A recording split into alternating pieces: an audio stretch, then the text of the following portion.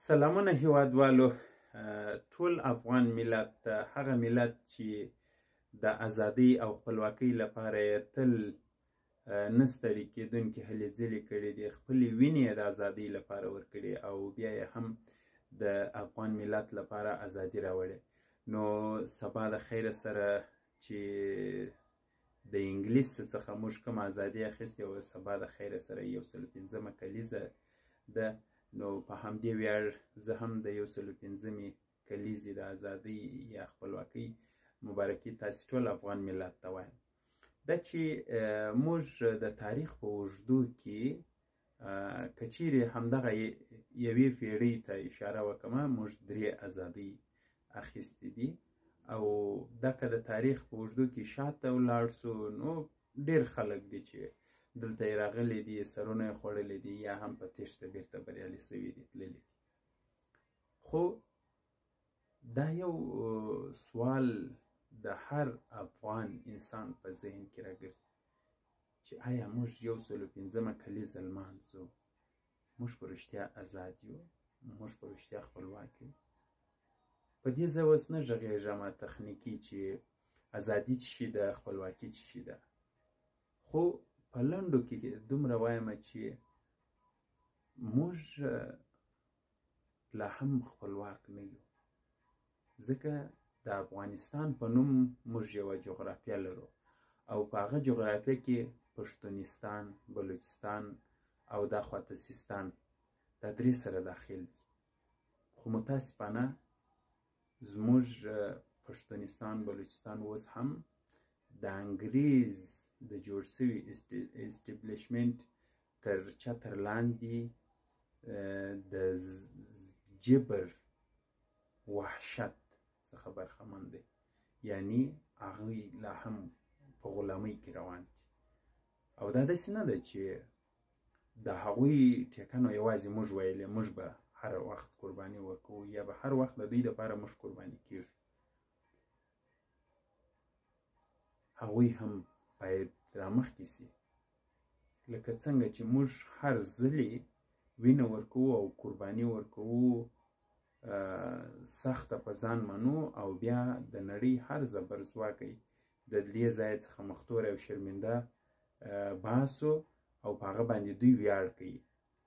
دوی هم باید دغسې قدم راواخلي او نور هم قرباني ورکړي، هم سخته په ځان ومني او نور د دې غلامۍ ځان خلاص کړي، تر څو موږ یو لوی افغانستان په نوم جغرافیه بیرته په نړۍ کې را ژوندۍ او را تازه کړو، چې بیا به هم ازادي ولرو او هم به خپلواکي ولرو. دا چې ازادي اخیستل سوې یا خپلواکي اخیستل سوې، په دې کې هیڅ شک نشته. موږ 105 کاله وړاندې د افغانانو په ډېرو سختو باندې، په خپلو وینو تویېدو باندې موږ له انګریزانو څخه ازادي او خپلواکي واخیستل. او نن د دې لمانځل یا د نورو خپلواکۍ لمانځل په دې معنا نه دي چې موږ یوازې چې پلرونو مو څه کړي وه په هغه باندې ویاړو، بلکې زموږ اصلي موخه همدا ده چې زموږ راتلونکی نسل په دې وپوهیږي چې زموږ نیکهګانو موږ ته خپلواکۍ او ازادي اخیستې وه د ظالمانو او جابرینو او اشغالګرو په وړاندې. نو نوی نسل هم باید دغه فکر له ځانه سره ولري او د هر ظالم او جابر په وړاندې ودرېږي او خپله ازادي او خپلواکي ترلاسه کړي. دا بیا د تاریخ په اوږدو کې ډېره لویه مخینه لري چې د وخت جابرینو چې کله دلته ماته خوړلې، بیا یې د نورو تکتیکو څخه په استفاده باندې زموږ ازادي او خپلواکي چې یو ملت اخیستې ده، دوی دغه ازادي راواخلي، د یوه کس پر اوږو یا یې پر سر ورکښېږدي چې دا نو پلانکي شخص د ازادي واخیستل، په داسې حال کې چې هغه د ملت په قربانۍ راغلی وي. او دغه ځای هغه فاصله ایجادوي چې په ورو ورو په ملت کې ډلې جوړې سي، تر څو دغه یوه نفر په وړاندې کرکه او نفرت رامنځته شي او د وخت په تیرېدو دا موږ ته ثابت شوي دي. که چیرې موږ د 105 کاله وړاندې ازادي وګورو چې د کومو خلکو په توسط باندې رامنځته شول او بیا د چا په نامه ونومول شول، دا بېل اړخ دی. په دې نه دی چې هغه یو کس به مېړانه نه درلوده، مېړانه به یې درلودله، خو دلته موږ څو شیان لرو. یو فردي ازادي وي، بله ټولنیزه ازادي وي، بله ټولیزه ازادي وي. که چیرې موږ غواړو چې ټولیزه ازادي په ټولنیز شکل ولرو او په فردي شکل یې احساس کړو، نو بیا به هیڅکله د نړۍ هیڅ یو زبرځواکه په موږ باندې د یرغل هڅه نه کوي. اما موږ هر بار دا تېروتنه کړې. که د 105 کاله مخکې خبره کوو، هم موږ خپله هغه خپلواکي چې په ډېرو سختو قربانیو په لاس راوړې وه، همدې ټکو په وجه مو له لاسه ورکړله.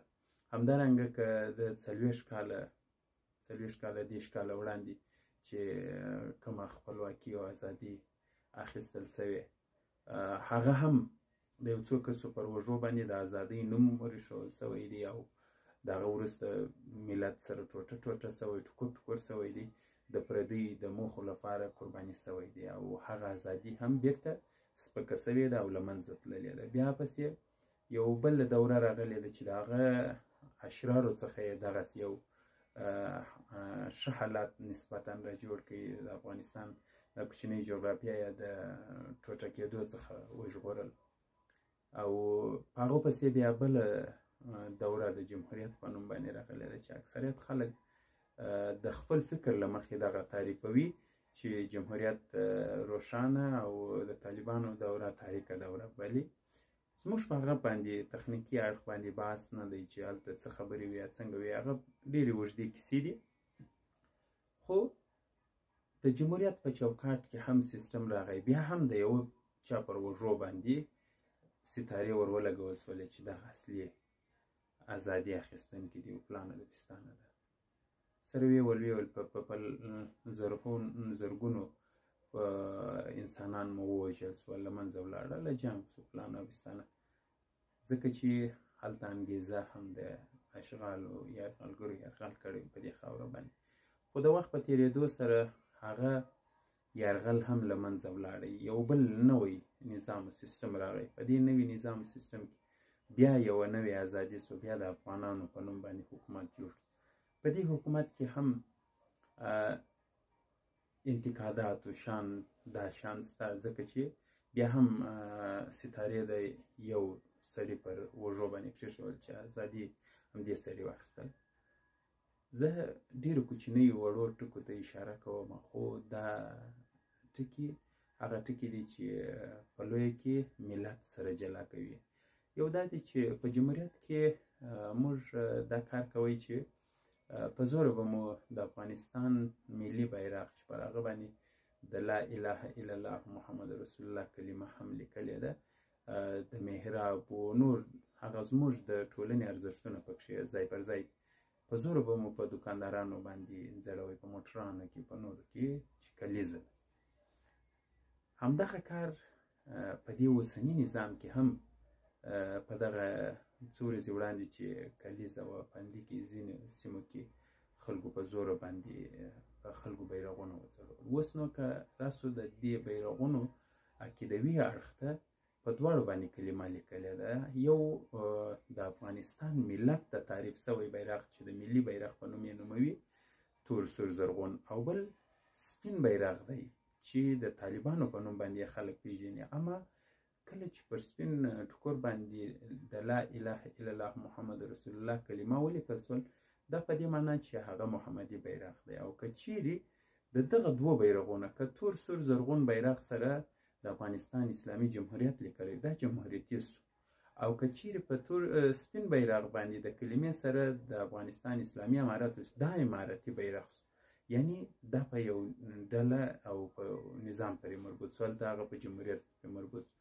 نو په دې وړو شیانو باندې فکرونه مه خرابوئ، مخ ته ولاړ سئ او د خپلواکۍ او ازادۍ فکر نور